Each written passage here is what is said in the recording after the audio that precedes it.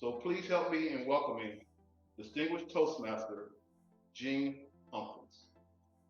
Good morning, everyone. I'm trying to share my screen so you could see my slide deck. Blooming where you're planted, what that means, how we can work together on doing that, and share some tidbits with you and what's worked for me, what's worked for us, and then we'll just have that conversation together. So let's get started. And thank you, Shed, for that introduction. Yeah, Shed and I had a vibe in Nashville. I mean, you guys are just such a fun group. So I appreciate being part of that group as well.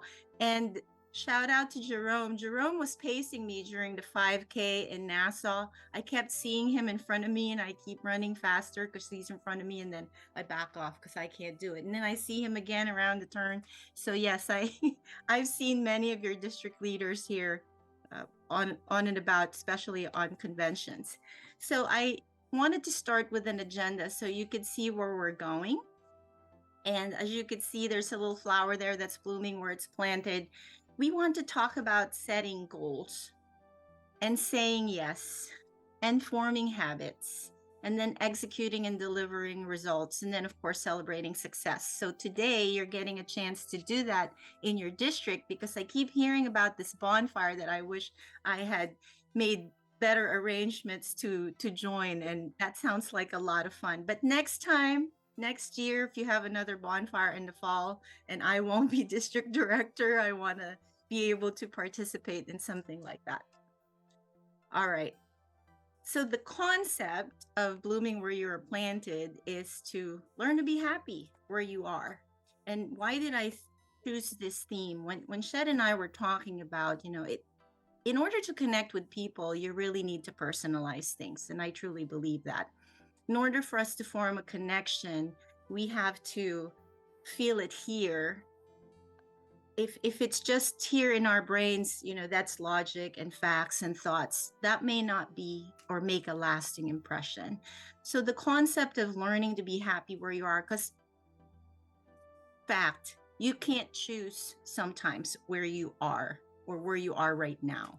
And so you need to figure out, how can I make the most out of the situation that I'm in? So we're going to keep thinking about the concept of learning to be happy, learning to be successful where you are as we go through this conversation.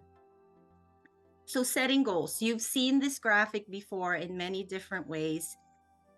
Sounds fairly easy, right? You set a goal, you make a plan, you get to work, you stick to it, and you reach your goal. So this is my first question. How many of you made a New Year's resolution today or this year in 2023? So just say yes in the chat and somebody will monitor, and hopefully people will be saying, yes, I did make a New Year's resolution this year. Are we seeing New Year's resolutions being put in the chat? Mostly yeses, hopefully. Mostly yeses. Mostly yeses. I did see a couple of no's, I think. All right. All right. Today is October 28th, 2023. For those of you who made a New Year's resolution, how many of you are still doing that? Come on, be honest. When I did this at my club, we had a 40% success rate. So 5 people said that they made one, and 2 of them are still doing it. Oh, wow. Look at this. I'm seeing some yeses. That's great. And so we'll talk about, what is their secret? How did they sustain it almost 10 months into the year? Well, they set goals, they made a plan, they got to work, they stuck to it, and they kept doing it.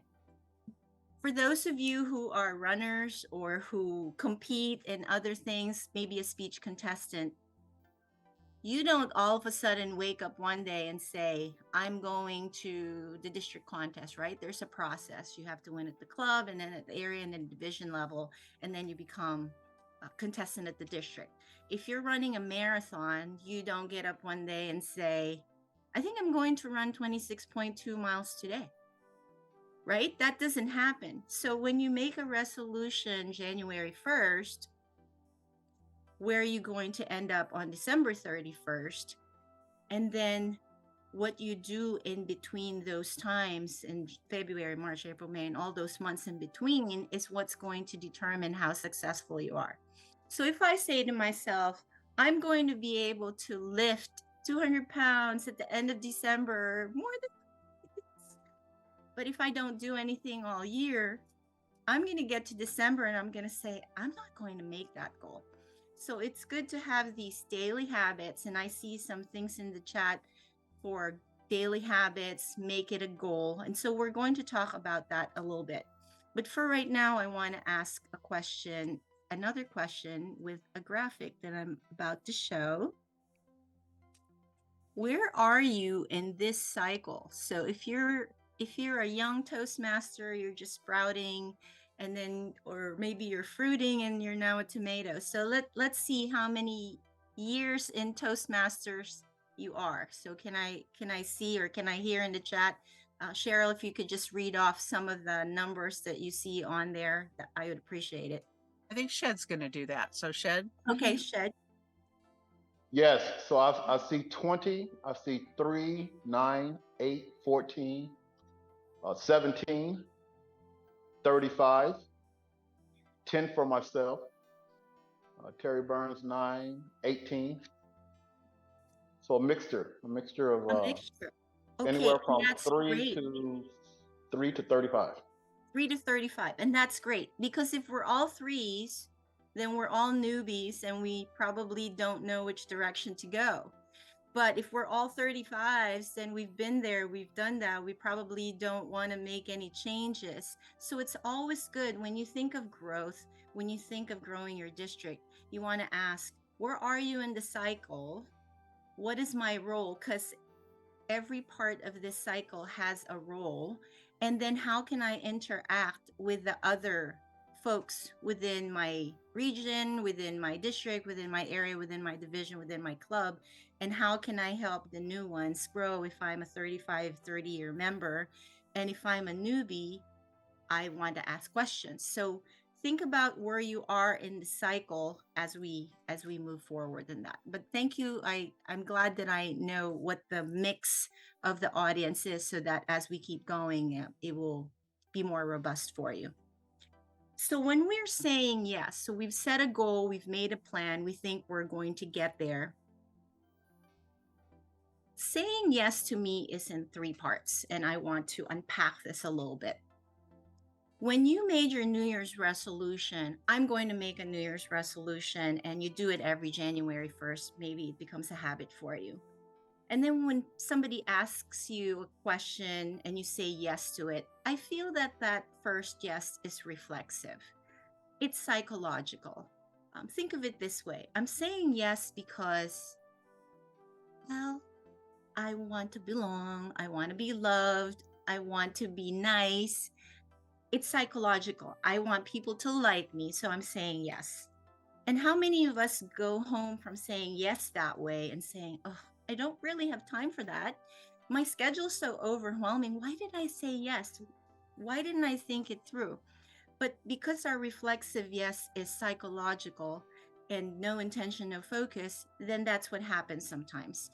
So when I think about saying yes, and it's okay not to say yes right away reflexively, I know, although I think I said yes to Shed right away reflexively, but the next 2 parts that happen for your consideration, we want to say yes, and then yes, I can.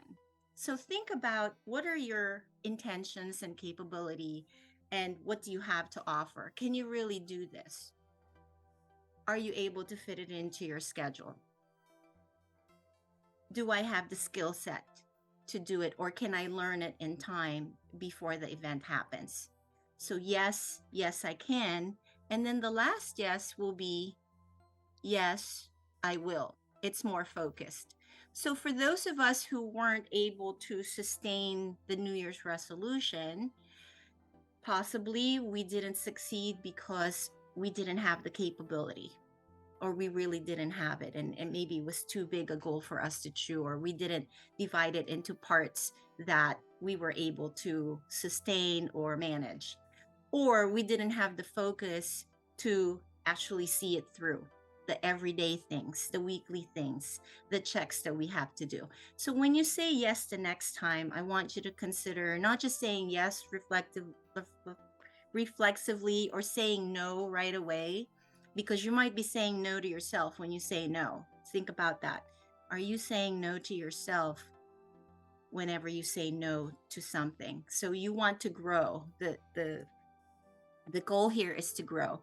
So don't make a knee-jerk reflexive yes. Really think about, am I capable? Do I have the skill set? Can I learn it? And then be intentional in all of your actions to get you to that goal. So that's saying yes. And what's next on our agenda after saying yes is habits. I had a boss that gave me a review. Has anybody ever heard of StrengthsFinder? Hopefully you have. And it scores you on what your leanings are and what are your strengths and what are your weaknesses. So it's a scale of 1 to 10. And we had a meeting and he was giving me advice on working on my weaknesses or perceived weaknesses and saying, you know, if you work on this and you can do this and whatever. And I said to him, you know, if I work on my weaknesses, the 2s and 3s on this scale, the best I'll ever be is average, 4 or 5. Who wants to be average? Raise your hand if you want to be average. Anybody here want to be average? No, that's not what we want to do. But hey, if I work on my strengths, so I'm already at a 7, maybe 8. I could be a 9 or a 10. I could really be an expert. I could really shine in that. That could be my unique selling proposition or the skill set that people come to me for. So we want to minimize our weaknesses for sure and be aware of them. I'm not saying just hide them under a rug and never look at them again.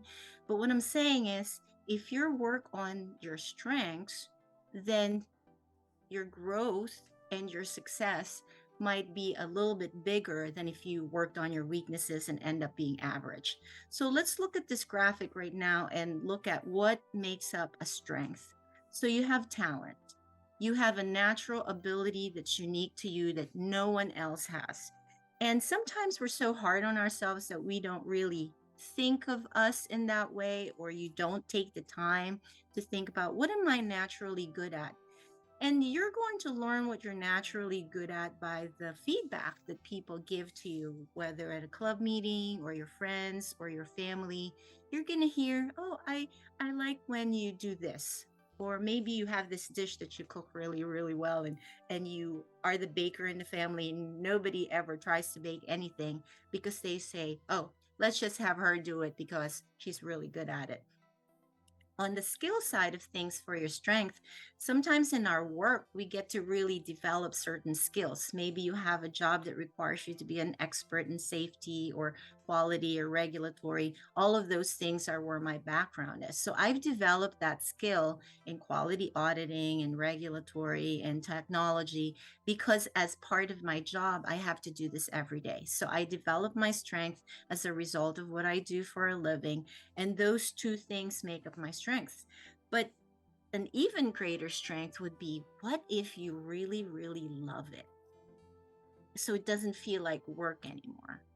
You don't have to work a day in your life. Is that how the saying goes? If you love your work so much, you don't have to work a day in your life because you love it so much that it doesn't feel like work to you. And you don't even have to try thinking about how to make improvements. It just comes to you so naturally because that's your passion. So when you think about developing your strengths and focusing on your strengths, it's comprised of your talent, your skill, and your interest. Any questions for right now, or anybody want to comment at this point in time? Let's take a pause for a moment and see if anyone wants to comment or has any questions. Jing, here in Joplin, we do have a comment. Go ahead. Okay. Jing. What if you say yes, and then you find out you don't have the time, the capability, or the skill to do what you said yes to? How do you address that? Well, the stakes are different whenever. It depends on the stakes. Let's put it that way. So, for example, if I'm district director right now and I said yes and I was elected, and then I thought, ooh, I don't really have time for that. I can't really give that up because the buck stops here. I carry the accountability and the responsibility for a district, no matter how my schedule or how things change in my life. So the key there is you're not alone in your strength. You develop a team, and in a group of Toastmasters, if everybody does a little bit, then no one has to do a lot. And so when you develop a team, when you put that together, and even if it is informal in the beginning, hopefully that will help get you through those moments when you feel overwhelmed, when you feel like you can't do it anymore.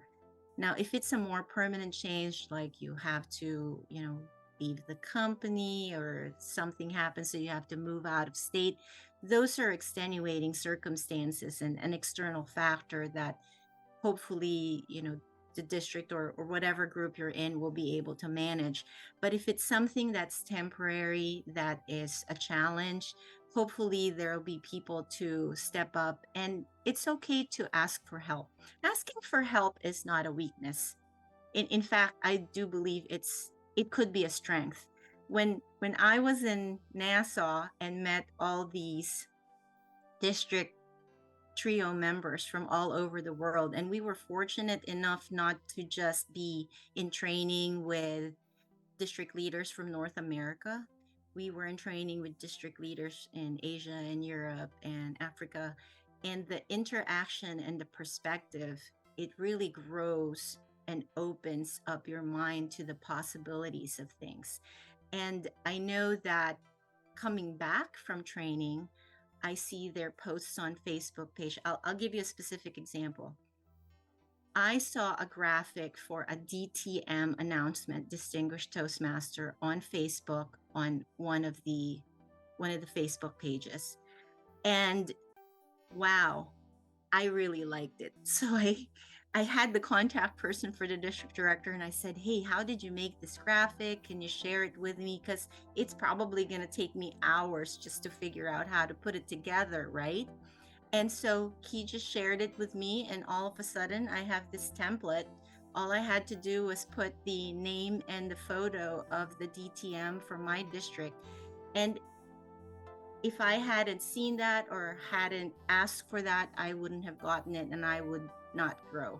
So let's use each other's strengths to leverage what we can accomplish, because why reinvent the wheel? There are so many people there who are willing to help you, even if you just have to ask them to do one thing. Was there something else? I could see the chat blinking, but I can't Yes, read what's yes, happening. I was going to share that with you, Jean. Go ahead. Question in the chat: are you speaking about growing the individual or accomplishing goals for a district? Well, it could be both, right? I mean, because we have our own personal struggles, and it's okay for us to take a back seat for a while. In fact, during my Toastmasters career, when I had my child, I stopped doing Toastmasters for a while outside of the club level. So I was still attending my club meetings and supporting my home club, but I wasn't doing anything outside of that club. I could tell you though, and Shed alluded to it, I have been with my company, it'll be 32 years in December. I have been a Toastmaster for 30 years. So I had my 30-year anniversary October 1st. And during those years when I wasn't active in Toastmasters outside of my club, I wasn't getting promoted as much. It was probably almost every 5 years. So like there was a 10-year period where I was promoted twice. But prior to that, in the first 8 years, that's when I had my first stint as district governor at the time. And I was promoted 3 or 4 times. So almost every 2.5, 3 years, I was getting promoted. And then there was a lull period when I was just supporting my club. And then back in 2012, I started being active in Toastmasters again, and I'm now I've changed jobs 11 times within my company. So the last 3 years, I've changed jobs 3 times, different roles within the company. So I see a definite correlation between my activity in Toastmasters and my personal growth. So that's something that I didn't expect, but we didn't join Toastmasters to become a better Toastmaster. We joined Toastmasters because we saw something in there that we think could help us in our communication. And then what most of us find, it doesn't just help you with communication skills, but it develops you as a leader and as a better person in general. So that would be, I'm putting all of the things that I want to say later right in this slide. So I hope that answered the question for now. We can unpack a little bit more if you think I didn't answer it directly or too much, and then we'll move on to the next slide here. Thank you for that question, by the way. I want to share this book. This book is something that if you've never seen it, it really makes it super easy for you to change habits, because habits aren't easy to change sometimes. We revert back to what we've done in the past. So this book by James Clear, as it says right there, you make tiny changes and you get remarkable results. And he establishes these laws of habit forming, and I'll put it in the graphic here, and I could show you an example later on how to do that. So the first law for him is to make it really obvious. So tell everyone, put that picture in your refrigerator, make it obvious, put Post-its all over your house, tell everyone you know so that it's very obvious and you're going to constantly be reminded. Make it attractive, make it fun, make it something that you would actually want to do. And then the third law is to make it easy. It's hard enough to change your habits, so if as easy as you can make it for you, then you're more likely to keep doing that because it's easy. And then the fourth law is to make it satisfying. So there's a reward at the end. You know, you've encountered a milestone, or you got there. Maybe you started just walking, but then all of a sudden after a few weeks, you can actually jog a mile. So that's very satisfying, because now you feel, oh, I wonder if I could go 2 miles because I did 1 mile in the first 3 weeks. Maybe I can double that, and by the end of next month, I could do 2 miles. And at the end of 90 days, I'll be running a 5K, 3.1 miles. So that's the concept of Atomic Habits. And I do hope that you get a chance to read that book in your future. And here's something that I want to share with you about habits as well. And people have said this already earlier in the meeting. You can't really expect to succeed if you only put work in on the days you feel like it. How many of you just get up in the morning and say, you know what, I don't think I'm going to go to work today? And I think you'd be lying to yourself if you didn't say that I've never had that happen to me. I mean, sometimes you don't even want to get out of bed, right? Am I right? Especially on a day like this. So it's very nice and cool where I am right now, cozy and under the warm blanket. And this morning I thought, oh, if I could just get 5 more minutes. But no, I have a presentation to do. I have to get up and I have to do it. All right, let's see. Results. When we talk about results, remember the first one, you have to have visibility. You tell everyone, make it obvious. Well, maybe a lot of us will have a tracking mechanism, right? You know, you want to put it in front of you. You could tell yourself, I can reach my goals. People do a vision board. Sometimes they put pictures of the house they want to buy. They put a picture of the vacation spot that they want to go to. They put a picture of the people they want to be with. And you have that vision board in front of you, and you work towards making that a reality. So that's an example of how you're going to make it obvious. So this next picture, make it attractive. I don't like to exercise. I don't like to do anything that's going to make me sweat or feel bad later. But I love to dance. And if you've ever seen me at convention, I will be on the dance floor for the whole 2 hours or 3 hours that they're playing music, because I just love it. So I found Zumba. During COVID, I was a division director, and I found out that one of the other division directors was a Zumba instructor, and she teaches online via Zoom. So we would have our Zoom Saturday mornings, and she's out there, and we're following her along. And at the end of that session, I got my steps in. I feel like I've done some type of exercise to balance out, sitting for 8 hours a day all week. And it was fun. It didn't feel like work. Remember, I told you earlier, if you make it fun and doesn't feel like work, then you're more likely to do it. So that kind of leads into the make it easy as well. So make it easy. For those of you who are running, I use a lot of the running graphics or analogy as well. At convention, I know we're crazy. There's a 5:30 a.m. walking group. And you may have been part of that group in the past. And Washington, D.C. is one of the greatest areas for convention for a walking group. But I lay out all the clothes that I'm going to wear for this 5:30 a.m. walking group. Because guess what? I don't have time to get up in the morning. I'm too sleepy. It's 5:30 in the morning. But I do want to be part of that. In fact, I have been known to wear most of it except for the shoes, right? So that all I have to do is get up, brush my teeth, and leave. So make it super easy. And if you do that, then you're more likely to keep that habit going. And then the last thing, you have the results, right? So this is a picture of my club president with our banner. And look at all those ribbons. Those ribbons represent all of the different club members that have completed a level, that have achieved an educational award or gone to club officer training. And because of the activities that every member did to achieve their own personal individual goal, our club ended up getting a ribbon because we met the requirements of the Distinguished Club Program. Now, my club is pretty old. I think we are 65, 66 years old. So there's a lot of ribbons there as a result of that, because you could get one ribbon every year. But the whole point of it is this is a collective effort from different individuals who were working on their personal individual goals. And when they met those goals collectively, it helped our club.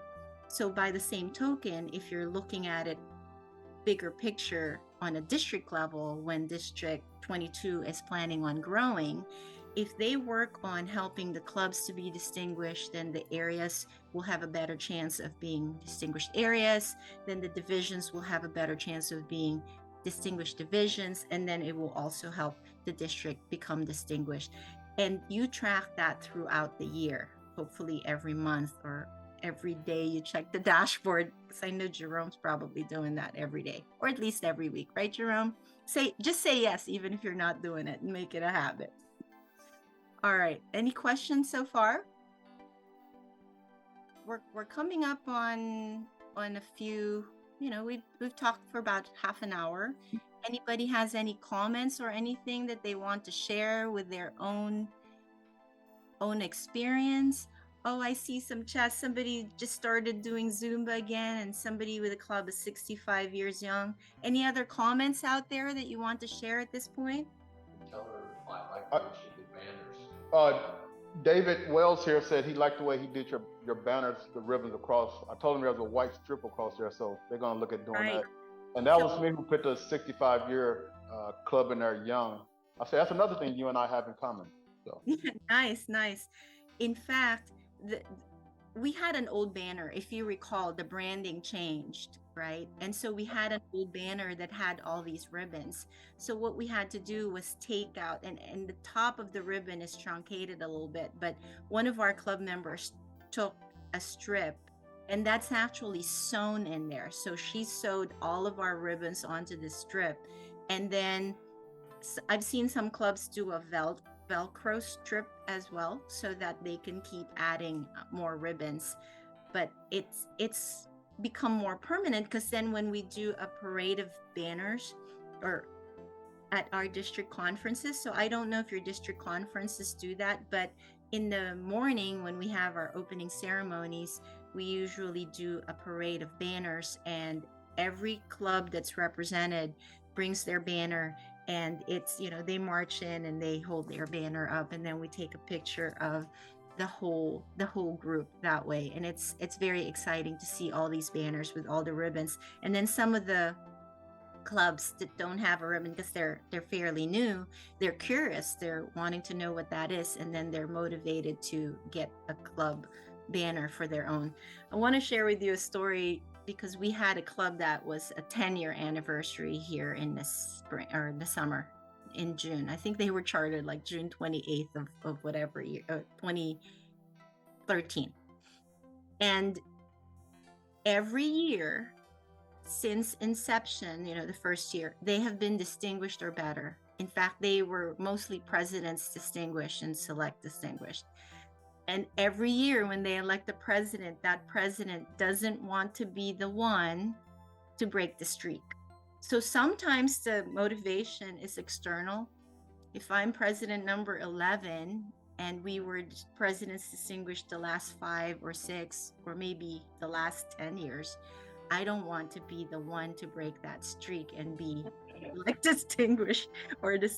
So it's very motivational to them, and can't wait to see, hey, they might hit 20 and they've been presidents distinguished for 20 years. So that would be an awesome thing, right? So find something to celebrate outside of yourself. It's a good thing. Yes. Oh, go ahead. Kenny Ray from Junction City Toastmasters. Thank you for your informative presentation this morning. I'm finding it very interesting. I always say that bad habits are like quicksand, very easy to jump into, but awful difficult to climb out of. In that vein, your author, James, the one that you did mention there, is it anywhere that he affirms that it takes 21 days to create a bad habit or to establish a good habit? I think it's actually 31 days to establish a good habit.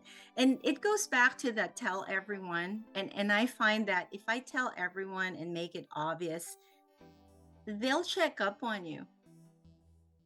They will check in. They say, hey, I heard you were doing this, or how is it going? And then that kind of motivates you, because if you haven't done anything on that in the last few days, you say, ooh, someone's checking in on me.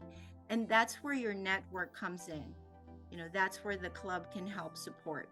And if you're the club member that, is trying to find out, how can I become more engaged? Well, find that person who set out a goal and check in with them and maybe offer a helping hand. Because when I'm in the quicksand, I want that chain of people that are holding hands together, that are all on the other side, right? And all we need is to just hang on to my hand.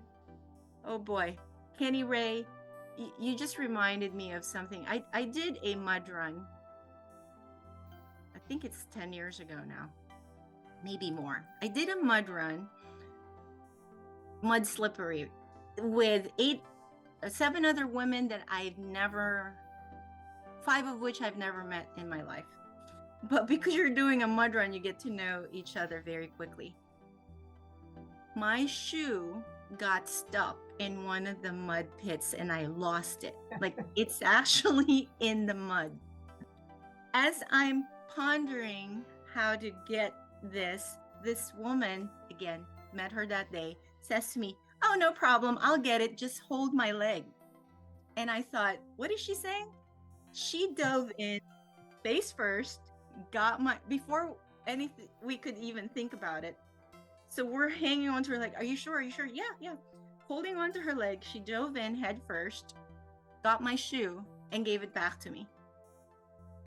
Unexpected. You're going to get things happen to you that are unexpected, that help you don't even know, because there are people out there who are willing to do and step above and beyond. She wasn't thinking anything of it. I think she forgot about it by the time we reached the end of the line.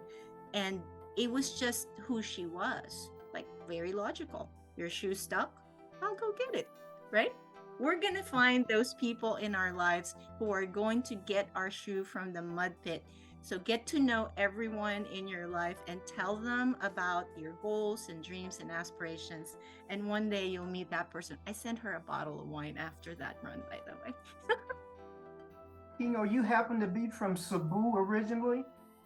My dad was. How did you know? Oh my goodness, that's awesome. Well, I have Filipino friends and I've competed against people from the Philippines, and you remind me of some of those friends. Yes, yes. So I could tell you were Filipino heritage. It's nice. Very good. And amazing that you even pinpointed the region where we're from. Well, we're going to have to talk after this meeting. Yes, thank you. So beware the seeds of doubt, right?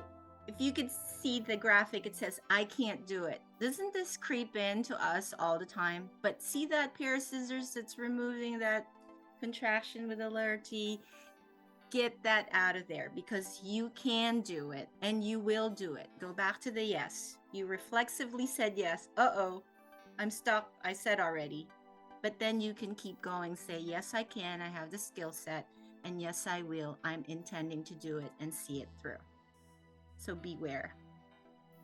And then this is a personal story. When Shed and I met, right? I was a candidate for international director. But sometimes plans change. That wasn't what it was for me. But then I was in Nassau at the 2023 convention as district director. How did that even happen? So in Nashville, so that's August convention, I was there, came home, didn't get the job, didn't get elected. But in December, my PQD resigned. So the PQD for my district resigned after GLI. And the district director gave me a call and said, we need somebody to do this. And, for on the short term, because we're not ready to move up. The next person, the CGD, wasn't ready to move up to PQD. I used that three yeses. I didn't reflexively say yes to this person, because here's why. Can I do this? Do I have the skill set? Well, I've done this before, so yes. But can I do this with intention and focus? That's what I struggled with. Because being district director or being PQD means you may end up being district director the following year. So what I'm really saying yes to is not just a PQD year I'm going to finish at the end of June, and then what? We're back having the same problem, nobody in that spot ready to come up. What this really meant was, if I said yes to this, I will be PQD the rest of the year by appointment, and then have to run for district director to finish the year so that the continuity in our district will be there. And so that's what I was really saying yes to. So I had a door close on the opportunity when I was a candidate, but several windows opened, because then I'm having the time of my life being in the district trio again. There's some things that are familiar, but so many things that are new. And the networking part and the working with other districts to all succeed, so all of us can be in Anaheim and storm that stage. It's just so exciting and inspiring to see everybody around the world whose lives are changed because of the program Toastmasters that we are all a part of.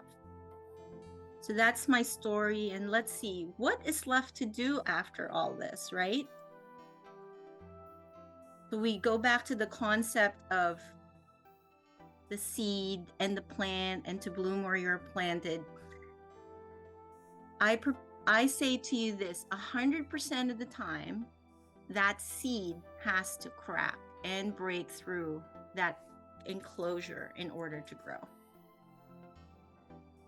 So my question to you is, do you stop before that happens? So you're stay inside your seed, or do you sprout and you try to figure out, where can I go with this? And you can become that plant that flowers and fruits at the end. So don't stop before it's time. So District 22, because this is a Toastmasters meeting and it's leadership, I want to remind you what our mission is. We empower individuals to become more effective communicators and leaders.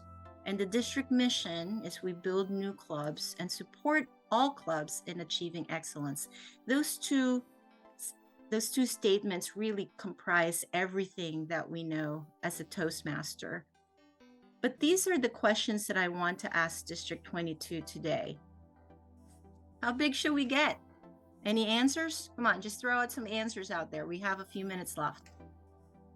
Just unmute yourself and say, how big should we get? Unlimited. I love it. Huge. Okay, Shed, Jerome, David, Cheryl, take note of the answers that you're hearing.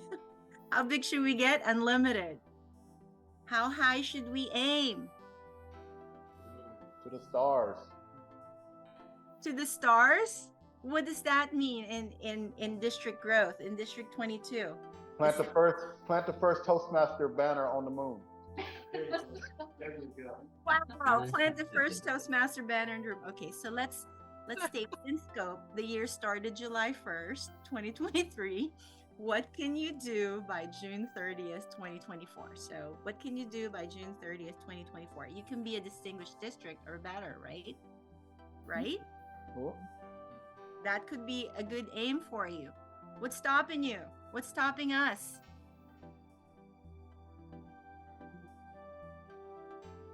Discipline. What I'm hearing is nothing stopping you. Right? I'm not hearing any objections here. So nothing stopping you. That's great. Again, trio, are you listening to this? Because these are... How are we replacing ourselves? Do you want to be a trio member again? Do you want to be a district leader again? Do you want to be doing the same thing over and over again? How are we replacing ourselves? That's our job. One of the first jobs on our job description is replace yourself. So when it comes time to nominating those people for next year, you should nominate at least one person to replace you for next year. Submit that nominating form. Hey, Jing. Oh, sorry, Jing, go ahead.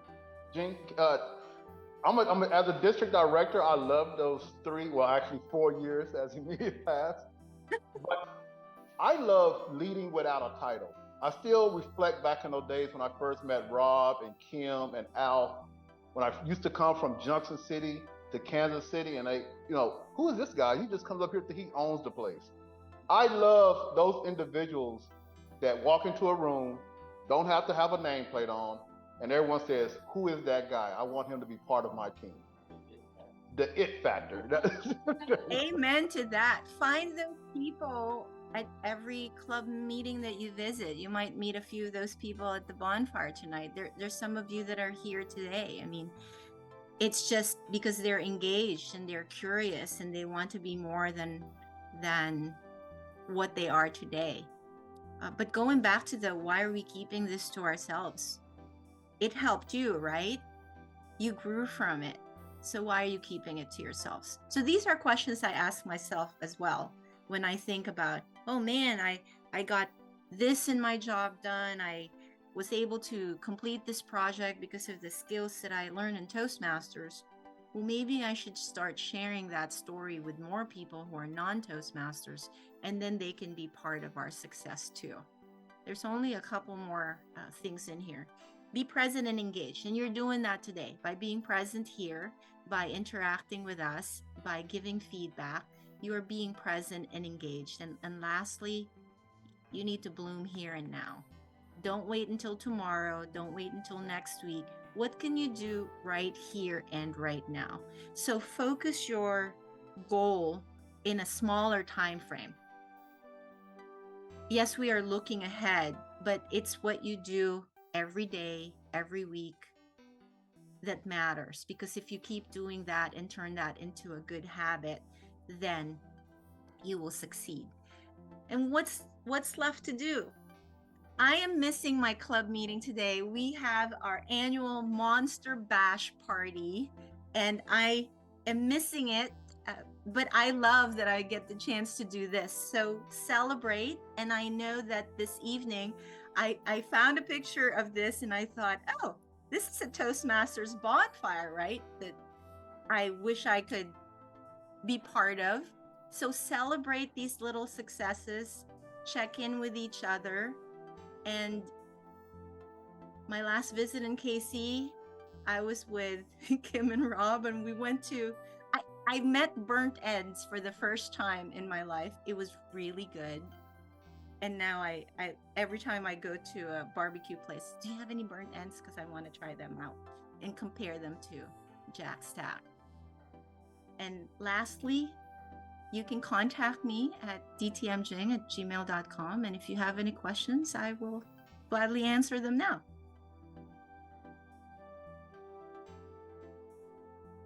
Jing, I would like to just comment on your blooming where you grow.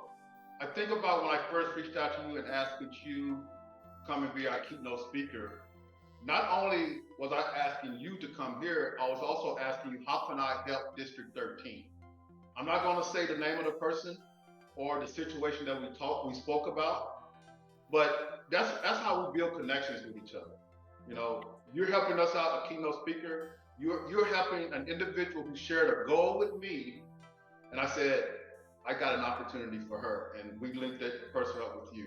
I think about last year, I met a gentleman from Africa who is a district director in Louisiana, and he needed a parliamentarian. I reached out to our parliamentarian and said, are you willing to assist? And that's how you build those connections. It's not just about us, but how are we getting those goals out there? For Toastmasters, international, yes, it's easy for us to just focus on Kansas or focus on Pennsylvania, but it is truly international. And last year when I reached across to an individual in Africa and how can I help you? For me, that's what Toastmasters is about. Yes, we can keep this to ourselves, or we can let the world know and bloom and grow and get our name out there. Someone told me the other day, I went to a Chinese American club. They're like, shit, we heard your name in China, over in China. I'm like, how you? I'm like, what? But that's what it's about. I mean, get your name out there.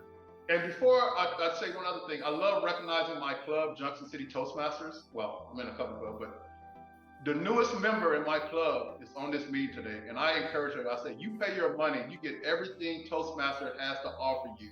She's on here tonight just getting to know more about Toastmasters. Because I tell everyone, my first 3 years in Toastmasters, I was lost because my mentor only wanted me to focus on my club. After I went to Kansas City and tasted some of the Kool-Aid that Kim Myers was giving me and Rob, I said, give me more Kool-Aid. And now here I am, just continue to try to share. So I want to acknowledge my newest member in my club, Miss Keita. Thank you for coming out, getting all that you can in Toastmasters.